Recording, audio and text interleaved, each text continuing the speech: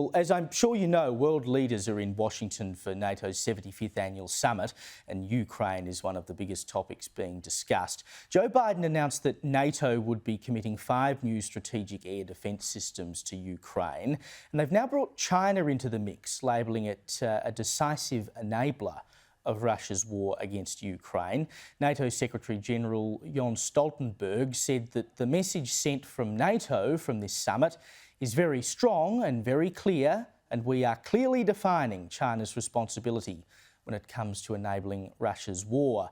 NATO leaders urge China to cease all material and political support to Russia's war effort. Well, joining me now is Liberal MP Andrew Wallace. Andrew, thank you for joining me. Look, something tells me that China ain't going to take too much notice of what NATO tells them.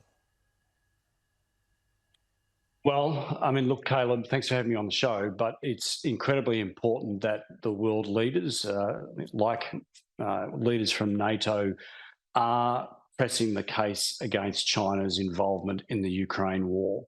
Now, it is very clear that China is acting as a decisive enabler in providing assistance to Ukraine, both in military support and also in their supply chains for rearmaments. So that's a real concern, and it's something that NATO is very, very clearly pushing back on today.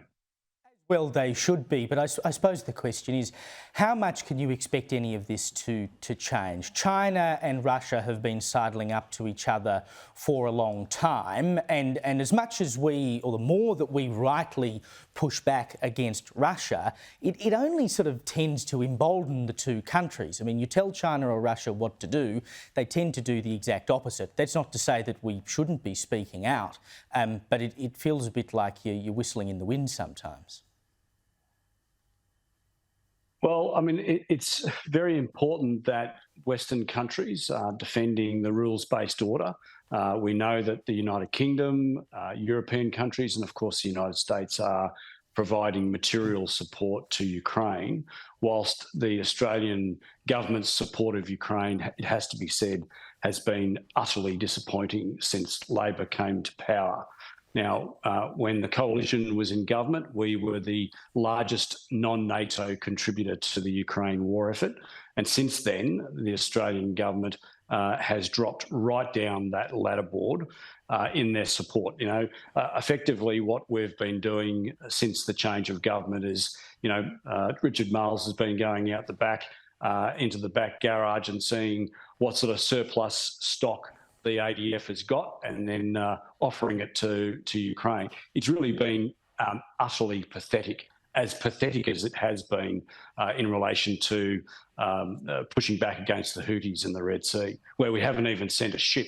All we did was send 6 ADF officers.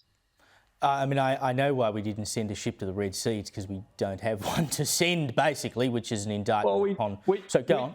We do. We just chose not to. It's not a matter of us not having a surface ship to be able to send. The decision was made not to send one, and that's perhaps even more telling.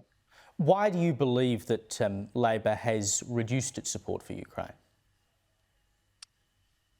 Oh, well, I mean, look, that's a question that you'd probably be best to ask the Prime Minister. It absolutely beggars belief why Anthony Albanese has not demonstrated greater support for Ukraine. We've seen absolute utter weakness from this Prime Minister in relation to the war in the Middle East, in the support for Israel as a result of what happened on October 7. But what's happening also, the world's attention has been drawn into the Middle East, and I understand that. But we can't forget what's happening in Europe. It's the first land-based war in Europe since the Balkans, and certainly one of the most serious since the end of World War II. So, we've got to walk and chew gum here at the same time. We have a very, very serious conflict in Europe. We have an emerging greater conflict in the Middle East, particularly in the north of Israel and Lebanon.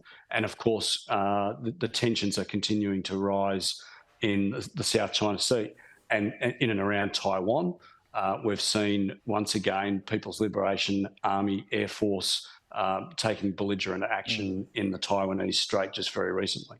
Indeed. Andrew Wallace, thank you for your time.